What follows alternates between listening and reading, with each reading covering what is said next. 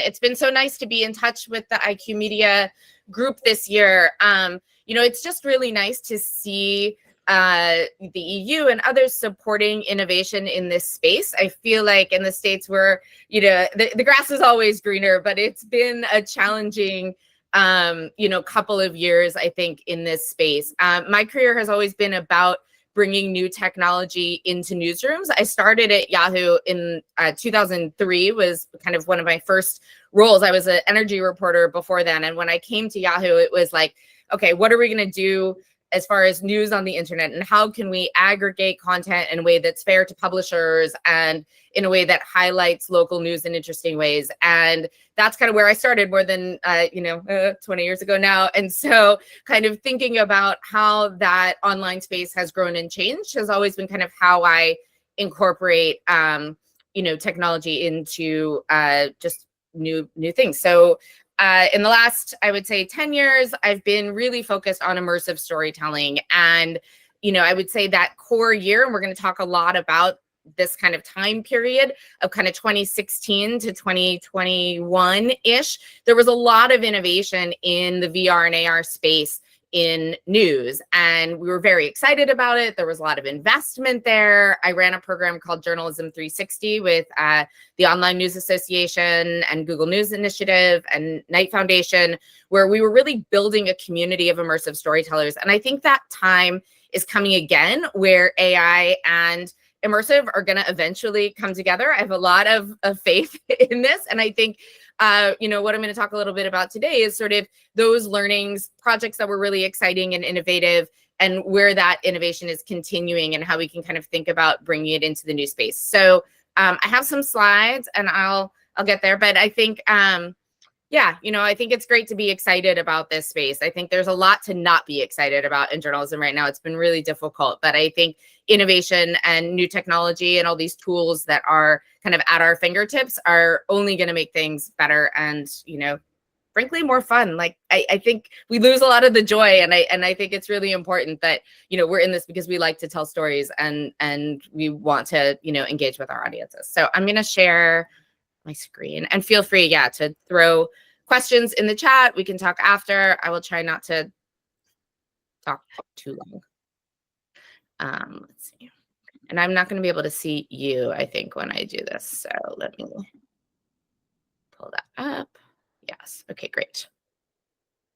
Great. So yeah, that's me. So I always like to start these chats with kind of two of my favorite quotes. When I was a JSK fellow at Stanford in 2018 and 2019, and my research there was focused on interviewing artists and talking to them about their creative process and thinking about how we can map some of those tools into journalism.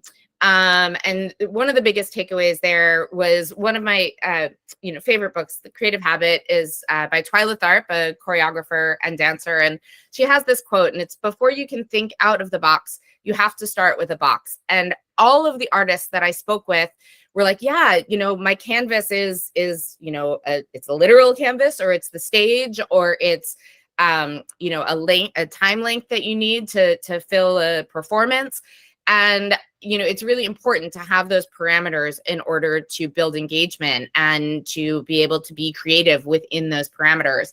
And I think in journalism, we used to have that. We used to have word counts in newspapers. We used to have, time limits on broadcast. And the internet has taken a lot of those limitations away, which is a wonderful thing. But I think it's also hindered us as far as our storytelling. And one of the kind of good and bad things about immersive is it does have a lot of limitations, but I think that's allowed us to be really creative. And I think we need to start putting some of those limitations back on ourselves in order to really tell better stories.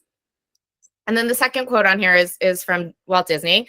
And he says, "You can design and create and build the most wonderful place in the world, but it takes people to make the dream a reality." And I think that's one of the biggest things. Whenever you work in immersive or any kind of new technology, it's about finding the other people, in journalism, the kind of strange folks in the corner of the newsroom who are trying to build their weird little thing and bringing folks together. And I think collaboration is really key across organizations and across cultures to kind of figure out how to do our best work in this space, and also how to bring people in. Building that community of folks who want to experience stories in new ways is also really important. So when we're talking about immersive storytelling, I really like to define that quite broadly. I think we can say, oh, it's just, the technology piece, the 3D, VR, AR, and we'll certainly talk about that. And it's very exciting, all the things that you can do in the immersive space. But I think it's broader than that. I think it's also thinking about who are artists or photographers that you can bring into this process to help focus on a different aspect of that storytelling. How can you really bring people in a different way?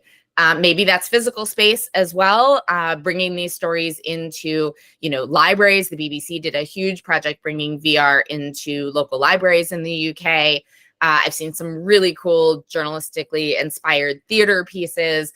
So I wouldn't just define it using technology. I think there's a lot of ways to make stories more immersive. So we're going to jump all the way back to the beginning for a second. I promised a little bit of history here. And so this photo you're seeing is of a stereoscope. They were developed in the US in the 1860s to bring images of the Civil War into people's living rooms. So kind of rich people would have these really kind of funny looking, but also very familiar looking things in their living room. And they would have photos in them, or, the kind of precursor. And so you could see in 3D kind of layers, and it doesn't look that different from our VR headsets now. So yes, we've come a long way, but trying to bring people into stories is not a new idea.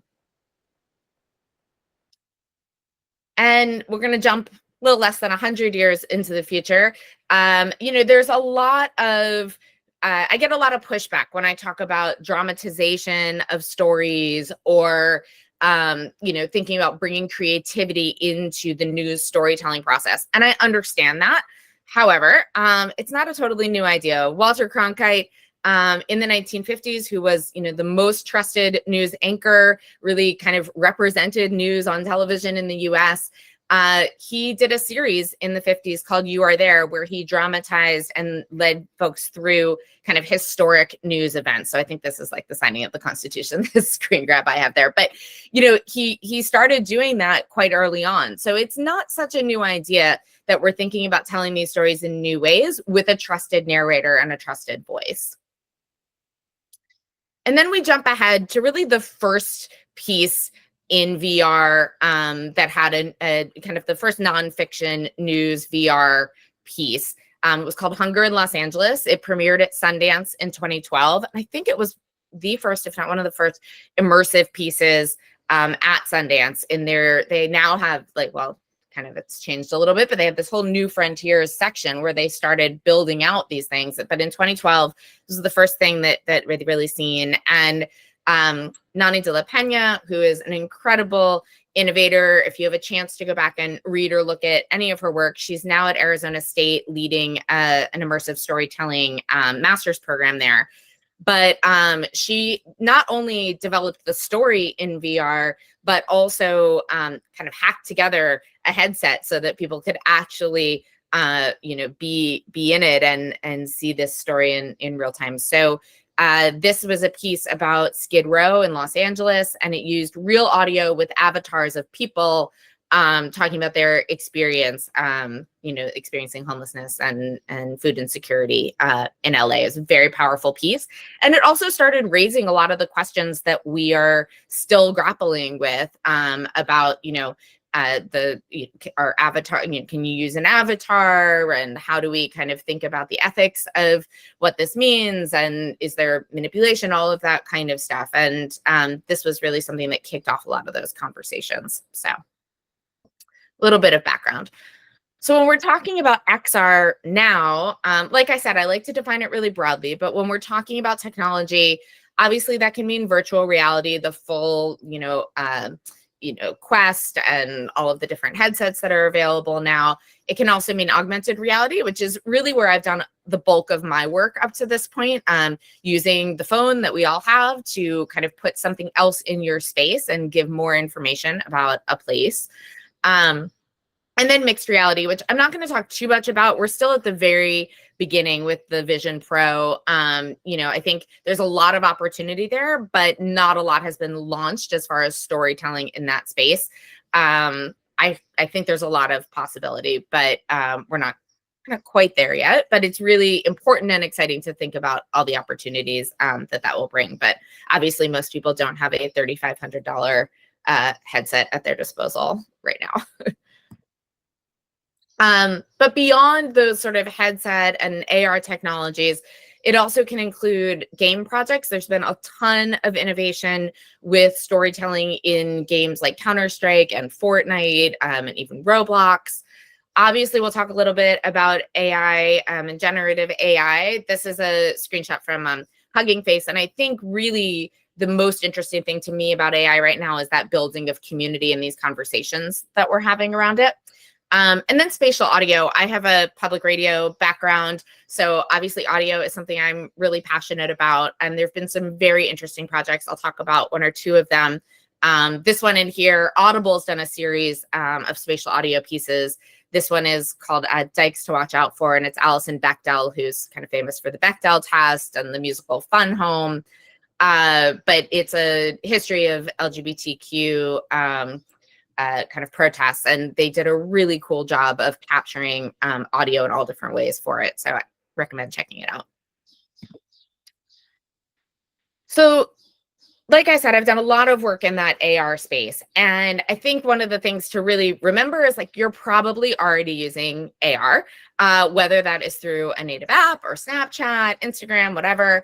But there's a really kind of low barrier to entry right now for doing experimentation in AR. Everyone has a phone. I think one of the best things that came out of the pandemic was everyone learned how to use a QR code. I'm happy to see it go away a little bit at restaurants, but at least we've kind of learned how to use that technology, and it's not a foreign thing to anyone anymore. The first project I launched that had a QR code in a newspaper was with the LA Times, and it was a really big kind of risk for the Times to put that in the physical newspaper, and it actually people started to pick it up, but it was just at the beginning of kind of QR codes being mainstream. So it's nice that we've learned how to use that. So this first one is from Instagram. It's a New York Times project. They've done a ton of cool experiments in this space. This one was you would pick a city and you could see the amount of pollution around you through this Instagram filter. The one that's in there is New Delhi, but I think you could pick a number of cities around the world and really get a sense of how much air pollution is around you at a given time. So really bringing that story and that data into people's homes. This is a little bit of a newer one. Axel Springer has been doing some very interesting partnerships with Snapchat. This one is called Jobjective. It's a series of videos where they are talking to young people and to people in different industries and bringing them together on Snapchat to kind of think about how they navigate their job searches, in this kind of new AI world. And then the one on the right is one of the first things that I launched in AR. It was at the very beginning of the pandemic when we still had to kind of think about what does 6 feet look like. And we thought that would be a really great application for AR. Like, can we get the phone to show you what 6 feet would be? So we worked with an artist named Sutu, who is extremely talented. He just had a big VR piece at Tribeca that launched, but he drew this kind of series of images for us that we scaled to 6 feet, and you can see my cat there, just in the living room when we weren't leaving the house, and figuring out how we would do that. And so that was just through a web AR application.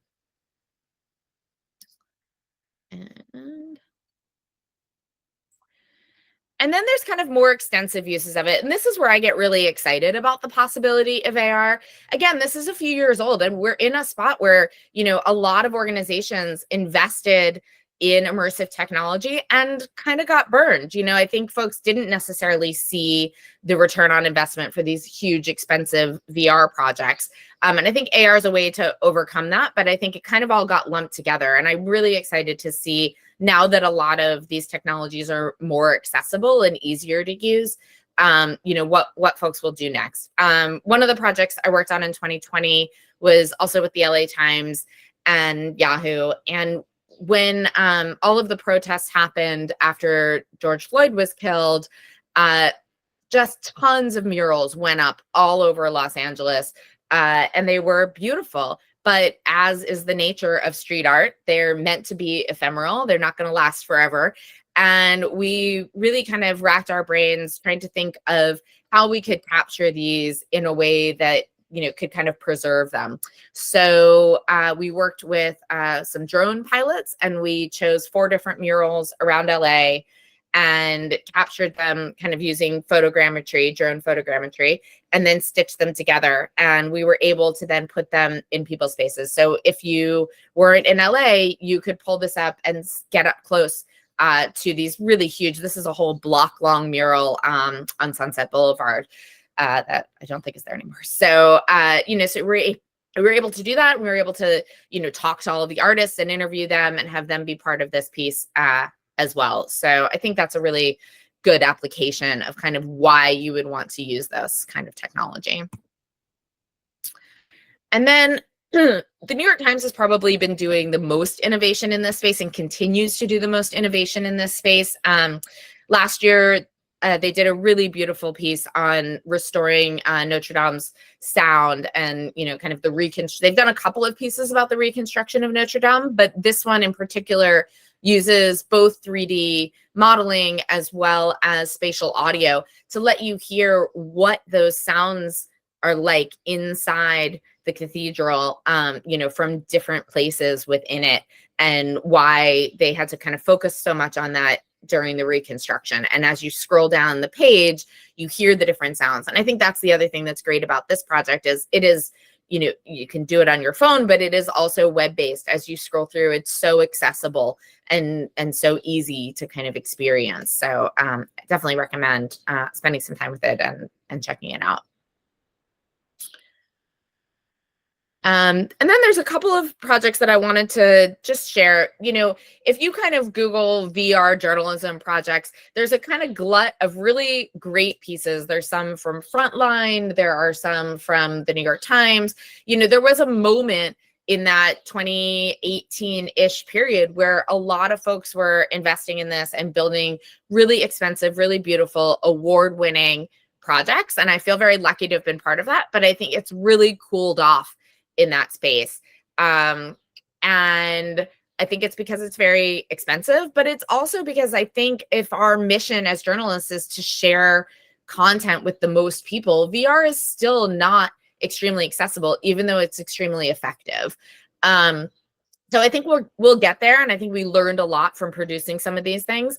But it's definitely cooled off, and finding projects from the last couple of years, with 1 or 2 exceptions, which I'll share, is a little bit challenging. And I think it's important to look back on the amazing work that was done at that time. I think, you know, checking out some of the projects that, like I mentioned, Nani de la Peña has done and others.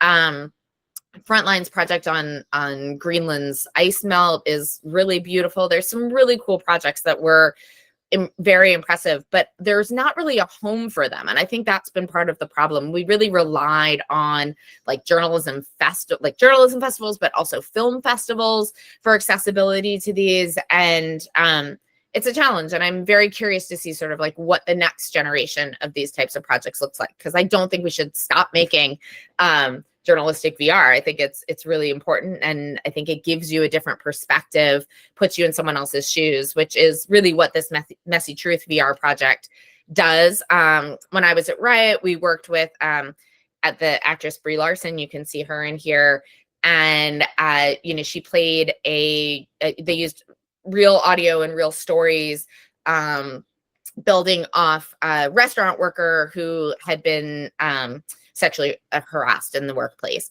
And it really puts you kind of in that first person perspective in a way that other methods of storytelling have a hard time doing. So I have the video in here, but we don't really need to play the whole thing, but I can just kind of, Great. I'm so sorry, Gina. I am so sorry I wasted your precious, valuable time. Now, if you would, catch me up, please. Of course. So Michelle has been spectacular. She's the first one in the door, last one to leave, great with the customers. Mm-hmm. She's just looking to pick up a few more shifts, and I don't see a problem with that. Well, of course you don't, and hopefully I won't either. right? Right. Fantastic. So while you're busy doing my job, why don't you head out and tackle reservations for tomorrow? Okay. Thank you. But you can kind of see, you feel like you're in, like a third party observer kind of in the restaurant with her. And I think that's kind of a unique space to be in. A more recent one, probably one of the most extensive, most beautiful projects in this space, is from Felix and Paul and Time Magazine Studios, called Space Explorers. They captured the most VR video ever on the ISS. So this is amazing. It's an amazing piece. There's a huge playlist on YouTube you can watch of it. I think they also have a museum experience of this, forget where. But you're able to really feel what it's like to be on the space station. And that's kind of like the extreme opportunity of VR, are projects like this. When there is funding and support and, you know, the right people involved and sign off from NASA, you can do really great work. And we can just show a little bit of. I really wish everybody on Earth could have the perspective that we have living up here. About if you're not careful, you will waste your muscles and your bones away. In my case, I have young children. I hope that I can come back to Earth and be able to carry them on my shoulders still. space is an absolutely unforgiving environment, because at any moment we can get a single alarm and suddenly we're not watching a movie on a Friday night with our crew. We're actually getting on our vehicle and flying back to Earth. Anyway, I encourage you to spend some time with it, but it's I really wish everybody on Earth could have the perspective that. okay. So those are some really big VR projects. And then there's some smaller ones. This is not VR, but thinking about where you can really reach people in new ways, and online gaming is a huge opportunity for that. The Finnish paper, and I'm going to say it wrong, Helsingin Sanomat, it was actually through, I think their marketing department is who came up with this idea. This is one of my favorite projects of the last couple of years. They went into the game Counter-Strike, which had, in Russia been censored. The Finnish newspaper is banned in Russia, but one way that they thought, how can we reach people there and give them the reporting that we're doing on the war in Ukraine, was through Counter-Strike. And so they basically set up a city in Counter-Strike, and through it shared Russian language reporting from their war correspondents, and people found it and participated, and it was so cool and subversive, and I just loved the way of thinking in this. And I think that's one way to just be like, oh, well, how, thinking about how to reach people in new ways is really the core of this kind of whole immersive storytelling thing. So definitely spend some time with that. And then a lot of my time is spent looking at projects from outside journalism. The art world is probably doing the most in this space. And of course, that makes the most sense. Designers and artists are, every day kind of working in the space and always have been. And museum design in particular. There's a lot. I've just picked a couple out here to share with you. The first is from Nancy Baker Cahill. She is a Los Angeles-based artist who has done a ton of AR projects. She has her own app called Fourth Wall, where they are location-based images that she's created that you can launch in different places. She has this one at the Whitney, which I got to just see last week. And it's this kind of weird creature that flies out over New York City, but visitors are invited to kind of add a feather, and once you launch it, you can see your feather as part of this creature. At the DeYoung Museum in San Francisco last year, they had a fashion exhibit, and they included this kind of portal where you could put the outfits on in AR and kind of see yourself in the fashion that was in the exhibit. And then the other link down there is to an artist named Ellen Reed. She's a composer, and she's created kind of sound walks for different parks. There's one for Central Park. There's one for Griffith Park in LA. And you kind of put your headphones on And each different soundscape as you move through this walk kind of comes into your ears. It's very, very cool. So I love looking at what other artists are doing and how can we think about enhancing our storytelling the way some of these artists and museums are thinking about it, and also thinking about where does our content live in public space. So, you know, are there ways to apply this to stories that we're working on as journalists? There's also some really great new applications for VR use in the newsroom. So even if you are not ready to invest or think about a big VR project for a story, I think there might be really easy ways to bring immersive into your newsroom to help with training and help with other internal projects. So Headset Immersive is a really great new-ish organization that is doing VR training, particularly for journalists who go into high-risk areas. So, you know, war reporting and combat reporting, all of that kind of stuff, like putting yourself in that kind of space virtually before you're in it for real, and training people, training new reporters in that way. So that's been really, really effective. Happy to connect anybody with that team as well. And same with Helium. Helium's a more general mental health app on, I think they have an AR as well as a VR application now. But it was founded by a journalist. Her name's Sarah Hill. She was in Columbia, Missouri for a long time. And, you know, she started the project working with war veterans and kind of helping them kind of deal with a lot of post-traumatic stress. And now it's kind of evolved and it's really for everybody. Kind of how do we, you know, think about mental health and how can VR help us to, you know, meditate and calm down. And I think if nothing else, journalism is an incredibly stressful occupation. And I think it's really interesting to kind of think about how we can use VR to, you know, assist us with a better balance in the newsroom. So a little bit about AI. There's so many experts in the AI space now. And I think really for me, it's about what do we learn from doing all of these different kinds of projects. And the more that I read about AI, and there's a huge report that came out from the EBU, I think just today or yesterday. And my takeaways from that were so similar to my takeaways about immersive that, you know, I think there's obviously huge technology pieces to talk about there, but I mean, I'm interested in it, obviously, but I think it's more, what are we taking away from it that's really actionable in the space? And I think there's kind of four things.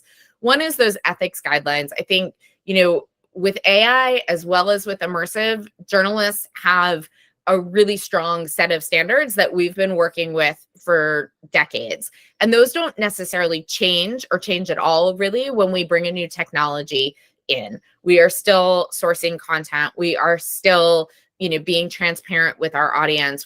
Those things are never going to change. And I think it's just about making sure that we remember all those things as we explore these new technologies.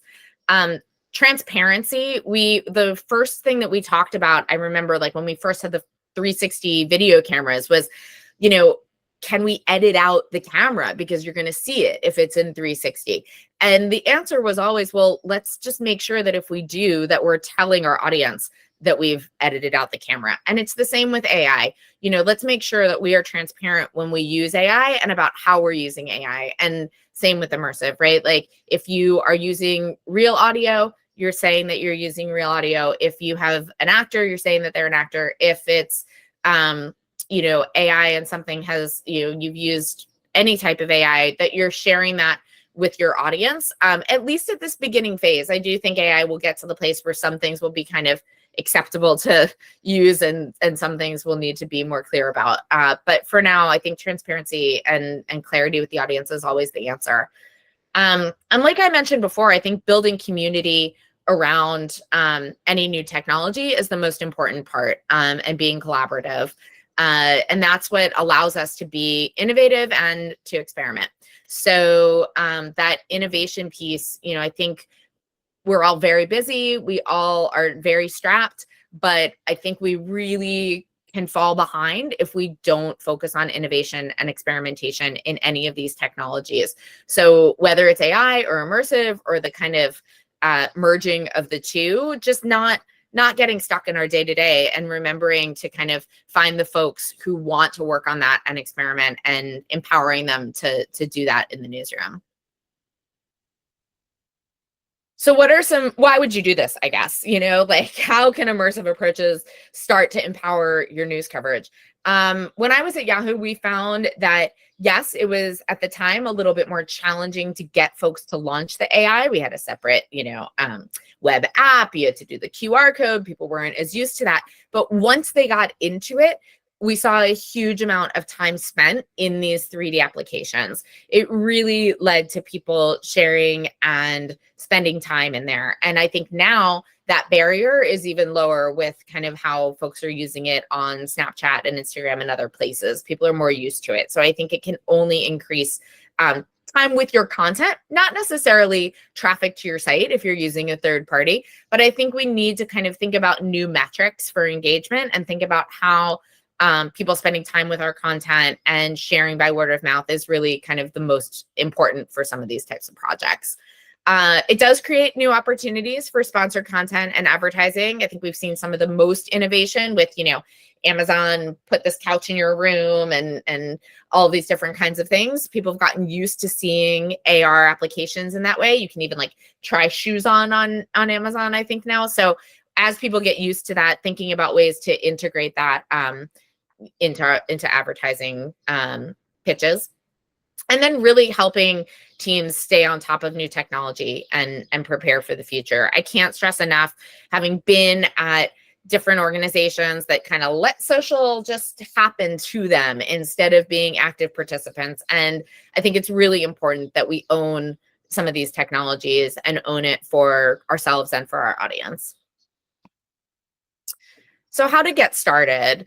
I think really the most important thing is thinking about a bunch of questions. And I actually think these questions are really important no matter what platform you're on, whether you're like trying to do a podcast or a series of stories. One of the things with immersive is everybody always asks you, why does this need to be in AR? Why does this need to be in VR? And it's something when I was at WBUR, it was like, when we were like, oh, well, why? We started asking, why is this going to be a podcast? Why is this going to be a series? So I think thinking about these different questions that come up is really important for any type of content. Who is going to use it? Why might this platform be a good place to experiment? What would this look like in a different format? And then what are the use cases for some new technology and different investment? Is there a data visualization opportunity? Is there, an interesting artist that you're excited to work with who works in this space? Is there funding, for this kind of work? And I do think there are organizations out there that if you have a big piece, that if you go back and say, well, we want to do this extra data visualization, they're very interested in, I think funders are very interested in that, but it has to be presented, in the right way. So I really encourage you to start those conversations in your newsroom, whether it's for immersive or not. Just like, why are we doing it this way? And if the answer is, well, because we want to do a podcast, or because we, think that this is the hot new thing, it's like, go deeper and think about where's your audience? Where are they at? How are they going to engage with this content? And how are you going to introduce them to something new? I'm going to just kind of pull this up real quick because I know we want to kind of have a chat, and we'll share this as well. But, there's always a small, medium, large way to build content and build new content. Like I said, things are getting way less expensive, way more accessible than they used to be. There are libraries of 3D assets and open source software available. Like your iPhone can do 90% of this to make it interesting.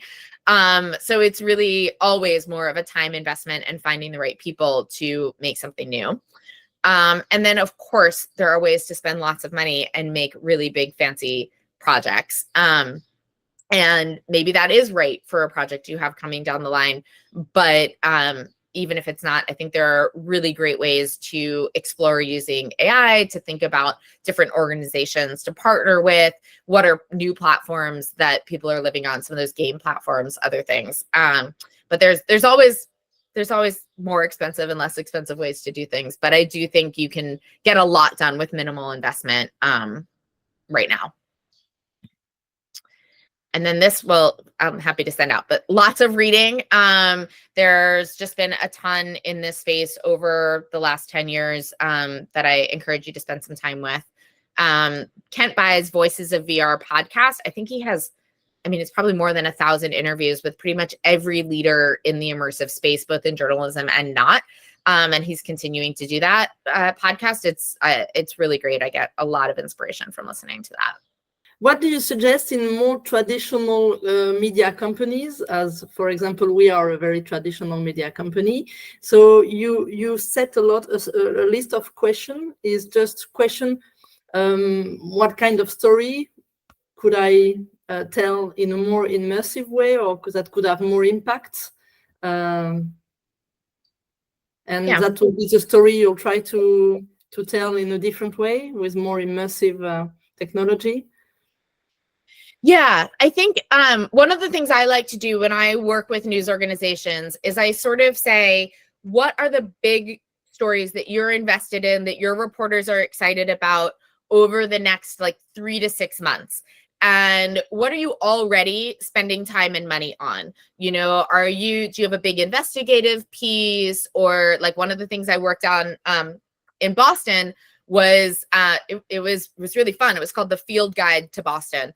And it was a really kind of a mix of information about neighborhoods and interviews with people who had lived there at different lengths of time. But it was a really big ongoing project. It's still up. And, you know, thinking about this was such a big opportunity for us, for advertisers and for everything else. And it was like, how can we bring some of these voices that we're doing on the web onto the radio, into our podcasts and in other places, and getting everybody to communicate across the newsroom is the biggest thing. But you can't do it for every single story. You have to be really deliberate and choosy about what you're already invested in. And so it could be a big data piece, like a big environmental piece where you're like, how can we visualize, you know, climate change is obviously one of the biggest topics and very difficult, but I think getting specific about where a data visualization piece or other things can help you out is very helpful. And I think as you're doing, like I do a lot of grant proposal writing as well. And so when you're like, okay, we have some money from an organization to research this topic, layering on top of that, well, if we do this, then we can bring in an artist to look at something different. So just starting very small, but thinking about what are those big pieces and how can you really grow your audience for, like, you want the most eyes on that work because you're already invested in it.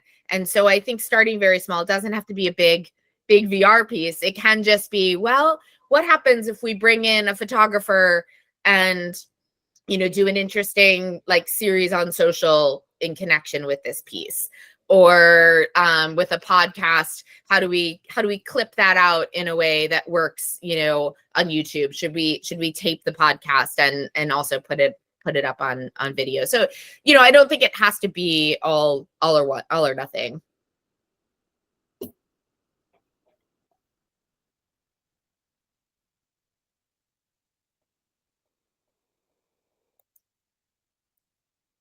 Who wants to ask question? Oh, here we go. Yeah. Okay, so how immersive storytelling contributes to reader loyalty. Oh yeah, okay. And if your audience has less digital literacy, is resistant. Yes, exactly. So I think, Peter, yeah, I think that's a really big question, but I also think it's a little bit about training your audience and also not having a little faith in them too. I think it really is about the story. If you kind of show and not tell that there's something exciting, that the payoff is there, you know, the worst thing you can do is launch something, you know, have a QR code, have whatever it is, get somebody into the story and then there's not much there for them to do. I think one of the most frustrating things, like especially at museums, because I go to a ton of museums and like I said, I really love to see what they're doing in this space. And one of the worst experiences is getting to a museum, seeing a QR code and being like, "Ooh, there's going to be something cool," and then launching it, and it's like basically what's written on the wall, except on your phone. Like it's so annoying. And not to slam on museums too much, but I've seen some really great projects too. But I think not giving folks the payoff discourages them from doing it the next time. So making sure that what you're giving them is really exciting.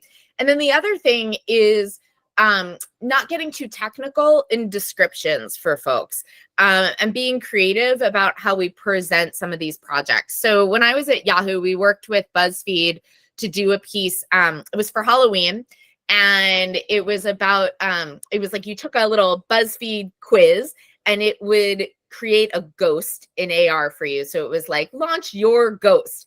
And instead of saying, launch like a 3D application to see this thing, we were like, find your ghost. And it would just kind of, encourage people to click on it and launch it on their phone, and what ghost are you kind of thing. So I think when there's something there for people to experience, that's how you kind of start to build that loyalty versus just kind of putting anything out there for people. And yeah, and there's definitely going to be, we are definitely reaching younger audiences with this kind of technology. I think accepting kind of who your user base is on different platforms is also really important. I think like at WBUR, that's pretty traditional NPR, older audience in Boston for sure.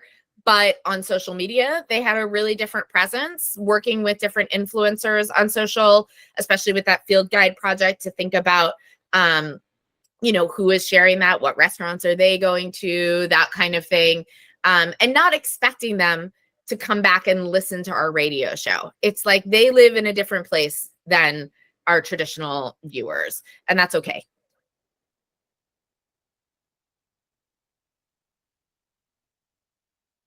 Okay, what is the most common position regarding putting stories behind a paywall? Yeah, I have not these have mostly not been behind a paywall. I think accessibility for new tech is already a barrier. So in some ways, I think if you let folks experience this stuff, it might encourage them to see more of your content that is behind the paywall.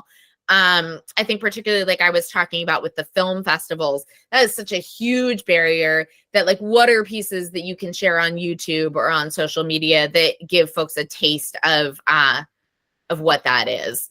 So I think sharing things more broadly, and I think especially with new technology, and I've spent a lot of time in public media. I know a lot of folks on here are public broadcasters, and I think that's that mission of getting more people to see your work, this kind of hopefully serves that. French marketing students. Oh, cool. How do you consider to engage all generations storytelling on the same topic with different ways? Yeah, exactly. I think when, like I was saying, like if you are looking at a project that you have, a big investigative piece that you have, built out 3 to 6 months worth of, story, you have, a story coming out every week for the next month or whatever it is on a series, thinking about what the engagement is there and how you would present that for different audiences is hugely important. I kind of like to think of it as like a creative director for your news organization, like at an advertising model, like you're talking about, you have somebody at the top who's like, oh, well, we need to reach this audience, and this is what's going to be on television, and this is what's going to be on the radio for our ad, and this is what's going to be on a billboard. And we don't tend to think about that with stories. Like as journalists, we like to be like, got it done. It's out the door. On to my next story.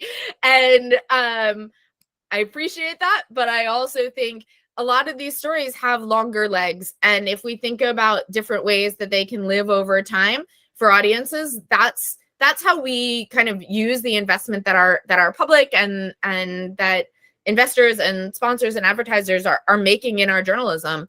You know, we make a lot of decisions about releasing things, and then we kind of forget that they're out there. We don't go back to them. We don't think about how they could live on different platforms. And I think it's really important to think about that, both for demographic audiences, younger audiences, older audiences, but also just, you know, people have very short memories. There's so much content out there right now.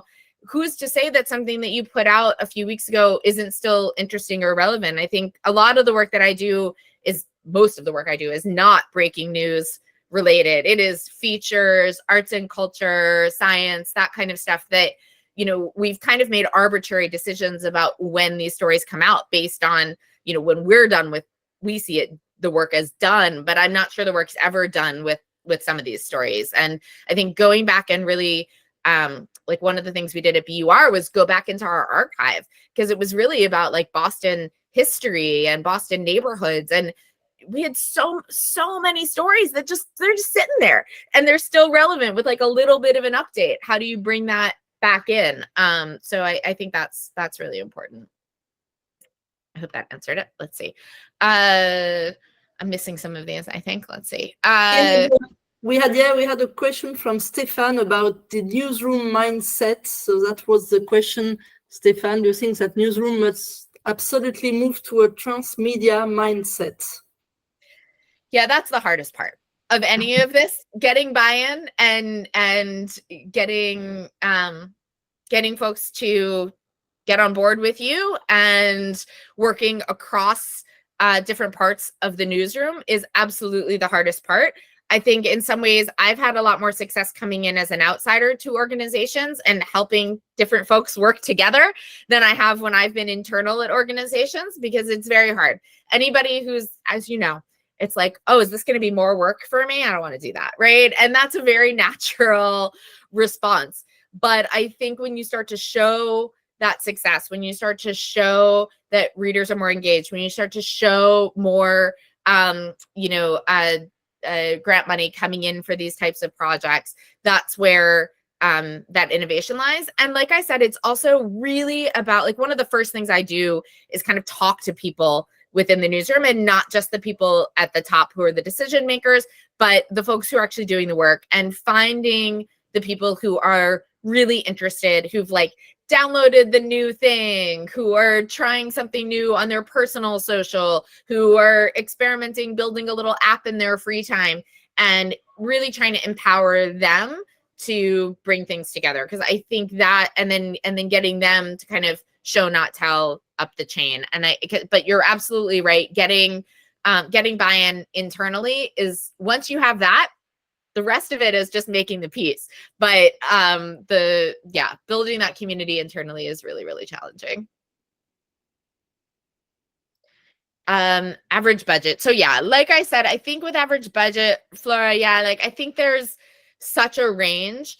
You could, and it's changed. It's gotten much less expensive. I think, you can bring in an independent artist to build just like a filter for you on Snapchat. That's not a big investment. Can be, but doesn't have to be. Then you can spend, $10,000 to $30,000 on an AR thing where you're bringing in original artwork and building 3D art. And then, you could spend $1 million on a VR project like I don't know how much Felix and Paul spent on that ISS project, but I am sure it was a lot. So yeah, it's such a range, but I would start small. And I do think that we have a lot at our fingertips just on the phone now that's basically free. And if you can start doing some of that, and Blender is a really good like open source software for building some of this stuff, and learning it is not that hard. I am not a super technical person, and I'm able to do stuff on there. So I think that's, there's a lot of resources out there. If it's time, honestly, more than money internally right now. We had Jacques asking about example of climate change format stories. Yeah, I think climate change is such a great opportunity and so challenging in this space. And I guess my advice in that would be to be very specific. Like I worked on a project with Reuters kind of early on in the AR space where they had done some 3D imaging of the number of water bottles thrown out every day, week, month, year. And you were able to launch them in AR and see them be, the height of different buildings. So it was like a week was the Eiffel Tower and a month was, Burj Khalifa or whatever it was. And it was cool because you had that comparison point. I think climate change stuff is really challenging because people can get very bogged down in the science of it. But I've seen some really good ones. I would look at a lot of the Weather Channel stuff in the broadcast AR is really interesting to look at because you can kind of see they'll show kind of water levels rising and erosion, things like that. And then I'm trying to think of some other good examples, but there's a lot out there, but I think there's so much opportunity. The Greenland melting piece in VR is really cool, very big scale. But I would look at your reporting as always my advice. Like, I think saying, oh, let's do something on climate change is too big. I think it's like, what can we do really locally to think about how you can make it tangible for people. And that's always, I think, the hardest thing with any of that science reporting is it always feels much bigger than us. So should people learn this or should they stick to their traditional skills? I would never try to force people to learn how to do this who don't want to do it. I think that has been something, somebody comes in guns blazing, like, let's build some immersive piece and it's going to save the newsroom and it's going to be this thing. I only want to work with people who want to do this stuff and who are really excited about it. I think if you are a great investigative journalist and you are over here doing your thing, like, please, we need you, do your thing. But I think working with those types of reporters at the beginning of their reporting process and helping, brainstorm with them about what are the elements of that story that you're working on, and is there another way that we could think about presenting it while you're doing your work? You don't necessarily have to worry about it, but being more collaborative and talking to more traditional folks in the newsroom about what their process is, what their story is, and then bringing in an artist, a designer, somebody to work with them, not making more work for them, but really getting more eyeballs on their work, I think is where the benefits are there. And Flora had a question. Some formats work better than others. I think it depends on your organization and where your audience is. I've seen projects that are exclusively on social media, organizations that have big followings there. I've seen actually ones that are just text message and WhatsApp that are really interesting. There's Outlier Media, which is in Detroit here, and they built their whole platform originally using, I think, just using text and sharing that way. So there are ways to do it in all different formats, but it really depends on your organization and what's going to work best for you and what your goals are. Like, if your goal is to win a big award at, one of the film festivals, then, and that's a metric for you, then maybe there should be a big expensive VR piece that's an investment. If the goal is, reaching people of a certain age group, then figuring out where they are. If it's about understanding your audio audience better and investing in some spatial audio work for podcasts that you're working on, I think that can be a great investment. So I think the format depends on your goals as an organization and really on the story. Like, I think if you start from story, you'll never go wrong. What does the story lend itself to? Where is the audience for it? And how can you capitalize on that?